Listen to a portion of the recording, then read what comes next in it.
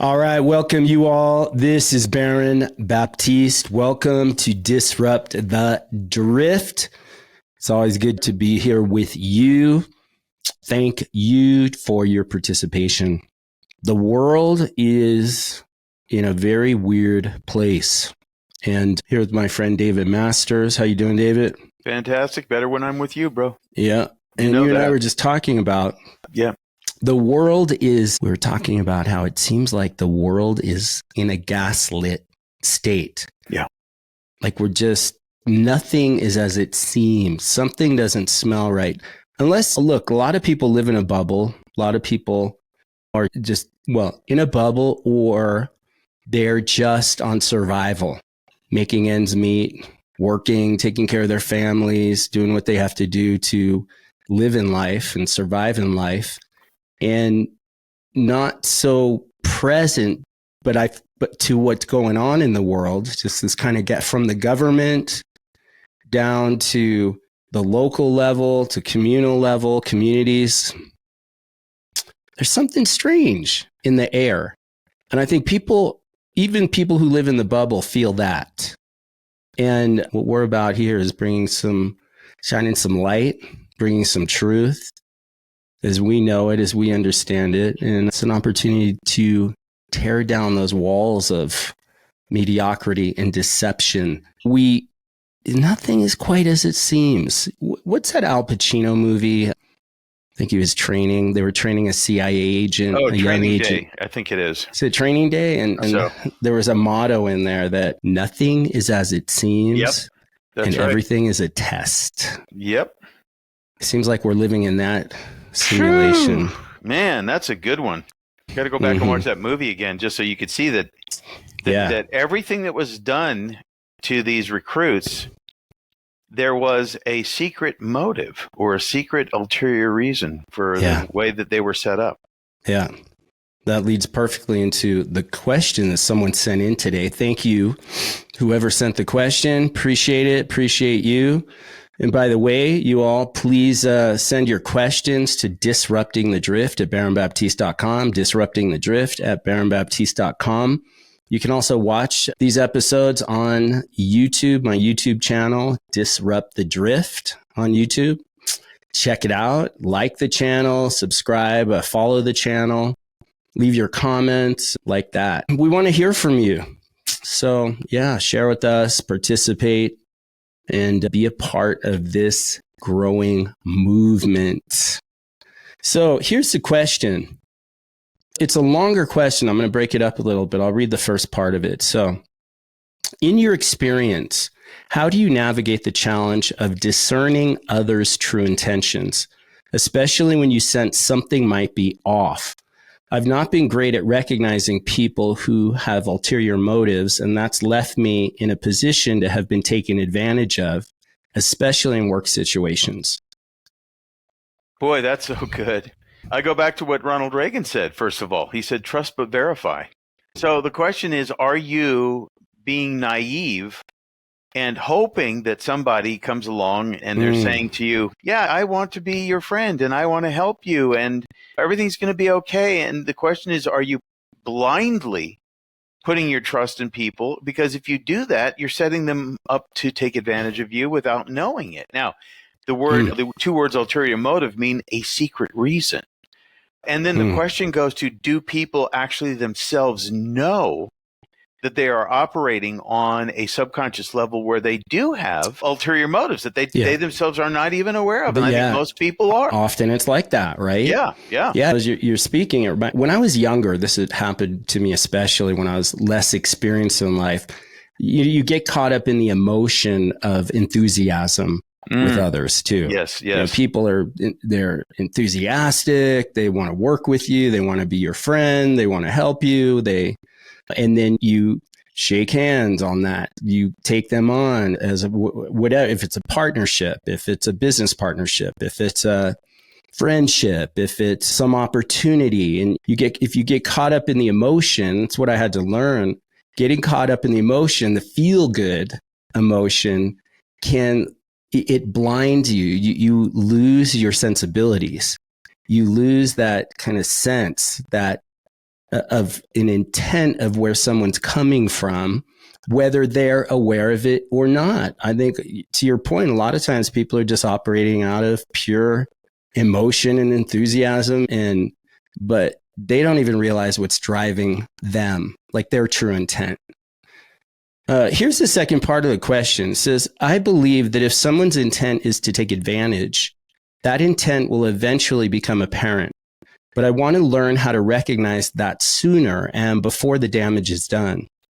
Have you encountered situations where you had to be vigilant against those seeking to exploit your mentorship or goodwill?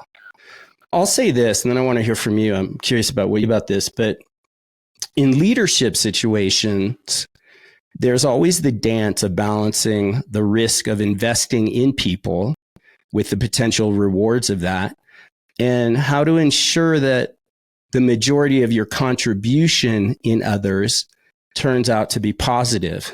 I always tell people that intent has a smell. So if someone's intent is to take advantage of you in your mentorship or friendship, eventually that intent will become evident.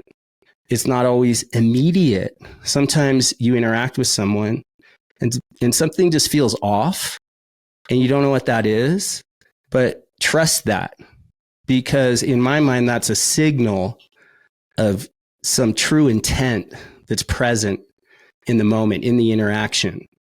You can smell it or sense it, and it seems to seep through their facade, but not always right away. But I think as you mature, as you get more experience, as you trust your gut and something doesn't measure up, if someone's intent is to take advantage, that intent eventually becomes apparent. But is there a way in the moment, before have to go down too far down a path to discover it? And I say yes. Overall, not always. Sometimes it takes time, but date before you get married. If you're going into hiring someone or taking someone on, as whether you're in some kind of mentorship or leadership capacity, or a boss or a peer or a friend, just get to know someone and you'll start to see in time. But it's also a reminder to stay in your center, stay aware, stay present, trust your gut.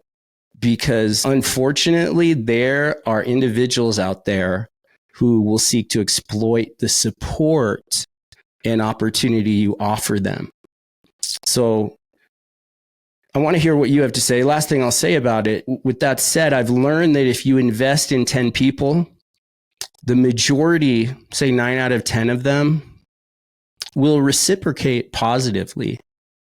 And I don't know if 9 out of 10 is right, proper, correct, accurate, factual, but most people will reciprocate in a positive way.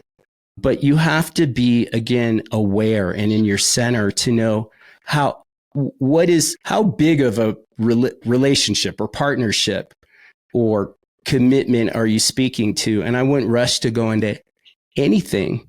Like, get to know people, see them in different situations. There's that saying that if you want to get to know someone, travel with them kind of thing. You know what they do in Japan? I've heard that when they're hiring a CEO or someone for an important, powerful position, they'll take them out on the town and they'll put lots of alcohol in front of them and wine them, dine them, take them out, and they watch. They observe their character to see and just see who they are. Who are they when their guard is down?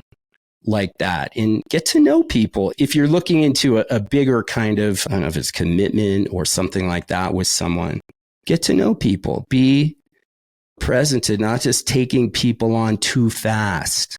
Friends, people you let into your circle. Get to know people. Give time and experience. Because I still think it's easy to get resigned and cynical toward people like, okay, I've been burned enough, betrayed enough. Forget it. I'm not going to invest in anyone. But I don't think that's the way to go, because I think it's through others that we actually get to fulfill on our purpose in life. And people, human beings, are a part of our reality, whether we like it or not. So I think it's a sound and solid approach to life and business, or in a leadership kind of role, to invest in people. And the vast majority of people respond positively over time. And it's fulfilling to watch people around you grow into their own power and excellence.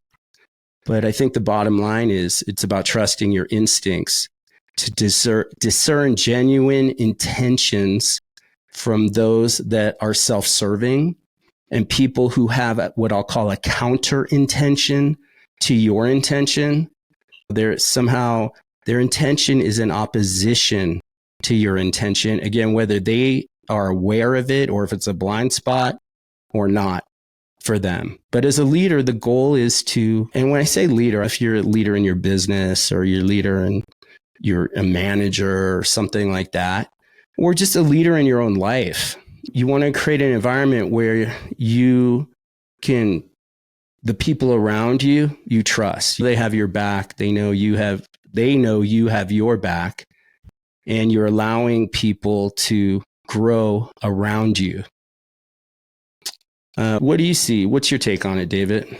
I like what you said, and I'll just add to these ideas that you just laid out, that I think we got to be careful not to be too hard on ourselves, because we are not all knowing. As a matter of fact, who was it that Shakespeare said, "To thine own self be true"?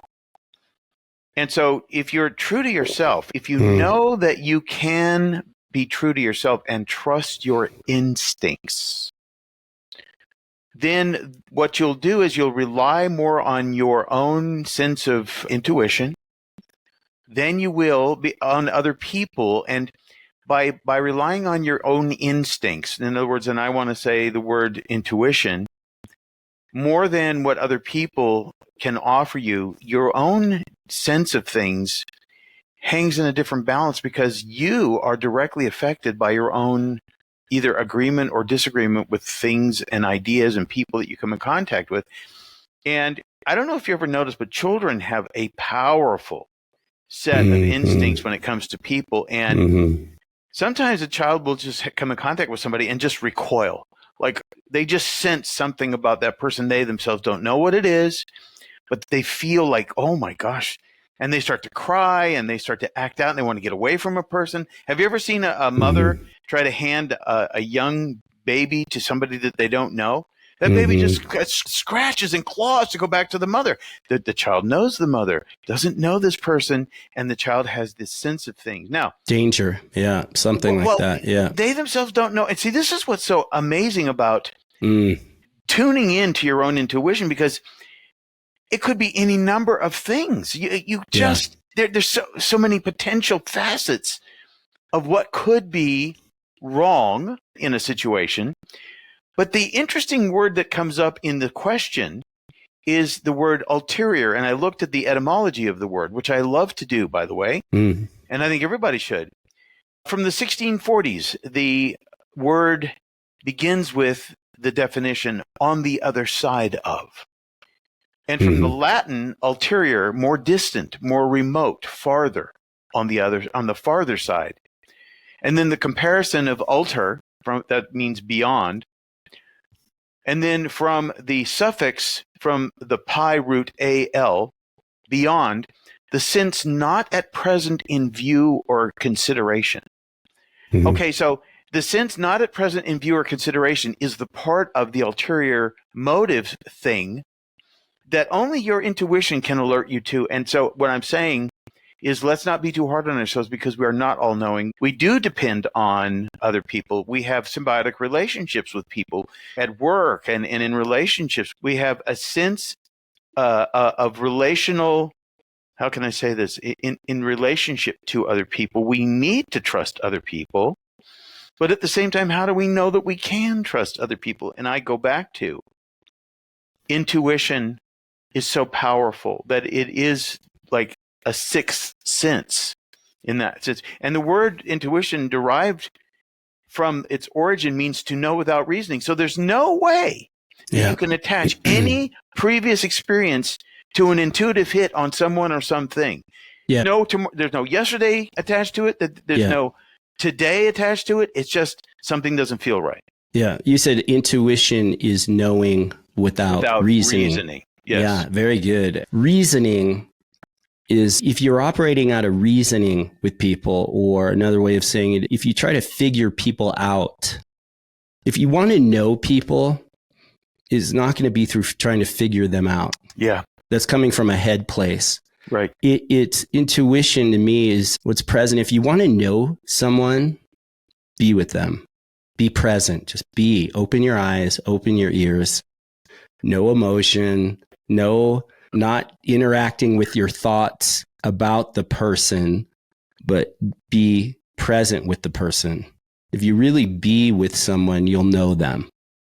There's something about you'll know, and why or how, but your intuition. Without reasoning, your intuition will sense something, like the child, like you point to a young child. They don't know why. They just sense something doesn't smell. There's a threat. There's a danger. There's a something. It's an energy. It's a vibration, a vibe they put out. There's something, and it may be all, they're positive on the front. They're a cheerleader. They're enthusiastic, but something, you'll know just by being with people, you'll know, and you'll sense something. You may not know what it is, and typically we can't. And that person also may not realize they're driven by some other kind of intent or agenda or ulterior motive, but you'll know. If you just be present, you'll know, and trust that. So the word intuition, I went back again to look at the etymology of it, the history of the word. It's from the mid-15th century. And here's what it means: insight, direct or immediate cognition, spiritual perception. Now, hold on. See, how many, there are facets for everything, right? Insight, direct or immediate cognition. Cognition is a powerful word because it means to be cognizant of, to somehow know something. And I'll give you an example that I read in a story about a fire chief who had his men working on a fire in a second story of a house that was burning down. And suddenly the chief gets this intuitive hit, and he says to all of his men, "Get out now." How could he know what was going to happen minutes later? As the men got out of the burning room that they were in, the floor collapsed and they would have died. Yeah. And this story was related to the idea that you have this capacity to see ahead, to see around corners, in a manner of speaking. And so this idea of insight, direct or immediate cognition, spiritual perception. Look, the spiritual perception part of it is that what are we anyway if we are not receivers or transmitters of spirituality? Because if we aren't one of those two things all the time in fluctuations, then what are we? If we're like brain dead, we're like a living, walking coma if we don't have that spiritual perception. Your thoughts? Yeah, it's very good. It reminds me of an experience I had just a few days ago, actually. I was with a friend. We're going out to dinner. We're sitting at a red light at a very busy intersection. And the intersection that we were at, the people drive pretty fast, coming in the opposite way from where we were sitting at the red light. And the light turned green. It was our time to go. And I was turning left. And I don't know what it was, but something just, my foot wouldn't reach, my foot was on, it wouldn't press down on the gas pedal. Like it just didn't move. And so I was there, and then my friend looked at me and said, "Wait, what are you waiting for? Are you waiting for something?" And right then a car came flying down the road, and I wasn't even looking in that direction, but we were still stopped. And they flew through that red light. Wow. Literally, the timing of that, if we would have moved out from our stop point, moved out to turn left, we would have been a direct hit of this car that was probably going 45, 50 miles an hour. And I was like, I looked at my friend and it was like, I said, "Did you see that?" And my friend was like, yeah, that car just ran a red light. And I was like, yeah, if we didn't pause there, that would have been us. And I was like, what was at work in that moment that had me pause at a green light? But something, I don't know, is that intuition? Is that just sheer pure luck? Is that some no luck angel involved in that. grace Yeah, there's no luck. watching over me? Yeah. Over us? But those kind of moments to me become like testimony for there's a time to don't rush in life. You know, there's a time to go and there's a time to just pause. You don't know in life, but something in me just was relaxed and I trusted that. And untypically, I usually don't sit at a green light when it's my turn to try to turn or something. Mm-hmm. But in that moment, something had me pause. And it wasn't even conscious. It was just right there in real time and out of time with the normal flow of things. That's so heavy, man. That's because your life was in the balance there. And but the question then goes to this. Had you used any force of will, maybe you would have tried to punch that car into action. But as it turns out, you became, in a way, passive in that moment to allow that moment to occur. Now, that is, in and of itself, is a powerful experience. To, as you said, you were relaxed. You just let go. Now, I'm looking at the word cognitive from the word cognition. And this is from the 1580s, pertaining to cognition. And what does it mean? It means to cognition, to know. Now, here's the other one, and we've heard this said by some political types. The word cognitive dissonance, psychological distress caused by holding contradictory beliefs or values. And we were talking in the beginning of the show about how we feel like something is wrong, and we feel like things aren't as they appear to be, and we feel that things are amiss. Something is amiss in the matrix, in the construct. And so there's a cognitive dissonance from two sides. One side of the cognitive reality is that we are people who are rooted in truth. And then the other flip side of that is that people who are rooted in the opposite of truth, which is confusion and to some degree lies and deception. And at the effect of life, at the effect. That's perfect. The effect of the matrix. Yes. Yeah. You used the word force too. Yes. Force as a way of living through life. When you're rushed, you're busy, you're not present, you're a human doing, you're out of sync with your own inner flow. And a different flow outside of the matrix or the force field that humanity operates in. Yeah. And this has even been observed in the animal kingdom. I remember reading a study or hearing a study about chimpanzees, where a chimpanzee leader who rises to power through force alone tends to lead a dysfunctional troop. Pack. It leads a dysfunctional troop, and with their leadership being highly unstable, and it creates those other chimpanzees around it into a place of instability.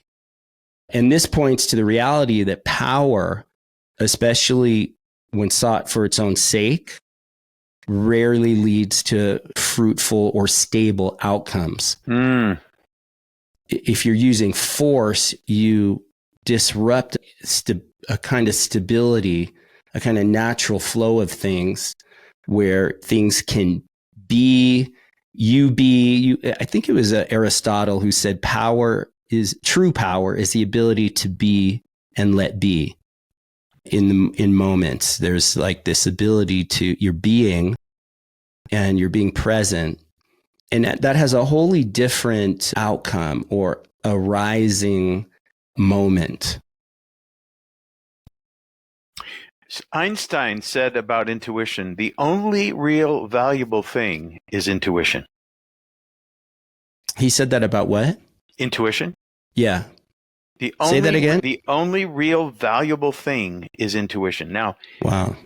and of course, because much of what he discovered was discovered not through analytical processes, but through having it be revealed to him, especially his theory of relativity revealed to him in a dream.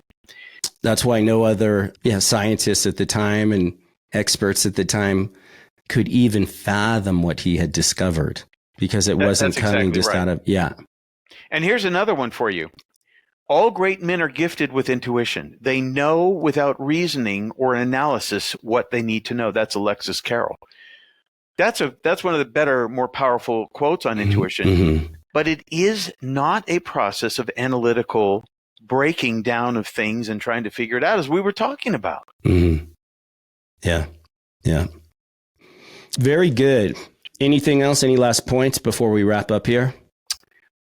Yeah, I want to go back to that thought about learning to trust yourself. Because if you are not in a place where you trust how you feel and what it is that's being revealed to you, if you will just allow for revealing, allow for the revealing of things, and then don't doubt those senses that you have. Like little children, a child does not know how to doubt why it feels the way it feels.